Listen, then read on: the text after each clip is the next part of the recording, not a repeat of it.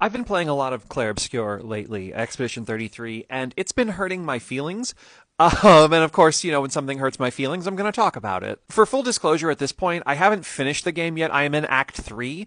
I figure I'll probably finish it by the end of the week, but there's so much to explore, it might take longer, honestly. But this video will include discussions all the way through Act 1 and Act 2, up through, the beginning of Act 3. And it is one of those things where, the crafting of the world itself is so very much alive and in a way that is almost personifiable. This is a story that is told and laden with loss and pain and sorrow, right? That's the first thing you get when you get to the end of the prologue and the first gommage occurs. But it's not until you get to the world map on the other side of the sea.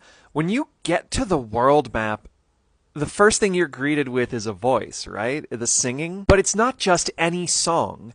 It's a lament. And for me, I don't speak French, so I didn't really listen to the lyrics per se. I just listened to how they were sung. And it's a mourning tune. It is literally a lament. It is a funeral song. Of course, if you do speak French, you might have discovered earlier than I did some of the little pieces of maybe not attachable spoiler information, such as the name of that song, the lament, is Torn Canvas, or that it talks about Aline and Renoir, it talks about Verso and Maël. It is kind of interesting that, even though it seeds that information, literally as soon as you get to the other continent, and the only name you'd recognize at that point would probably be Maël's, is that, it's universal. I don't need to speak French to understand what the pain of that song was. And again, it comes back to this thing that I keep talking about, which is, in the face of loss, what you choose to do is the story of who you are. I think a lot of people look at heroic or fantasy stories as ways to overcome or defeat or repel the possibility of loss, but that's not the case, because loss comes for all.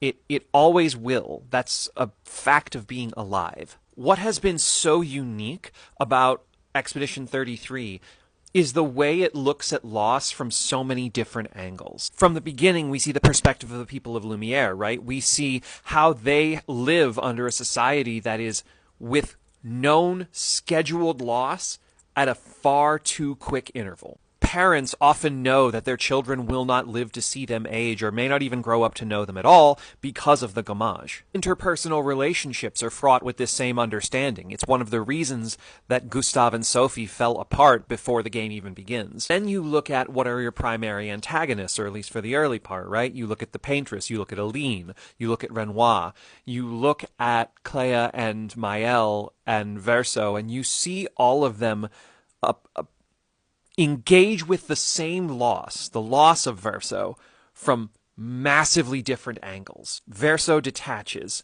Aline invests herself in the last work of her son, so much so that her husband Renoir fears for her and goes into the painting and begins erasing it, not because he doesn't love his son, but because he doesn't want to lose his wife too.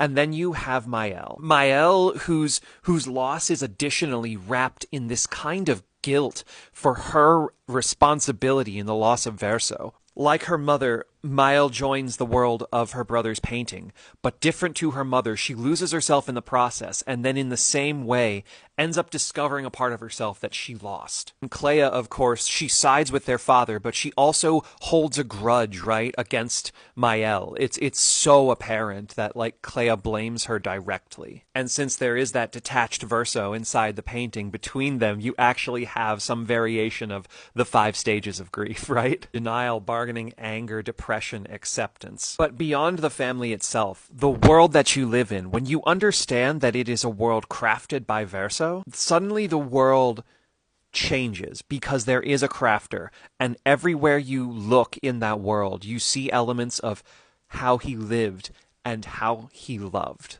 His favorite childhood stuffed toy is brought to life as this magical, eternal, happy creature that saves people when they are in trouble and they need saving, because no one should be afraid when Esquier is around. His 2 dogs, brave and silly, they live forever as a species that when they die, they just come back again. loss is temporary, and you'll always get to see them a second time. There is an ocean that exists in the sky. There are corals, bright red, that grow above the surface of the water, and flittering dragons that line the sky. Every single piece of it, you see the heart of Verso, even though you never meet him once.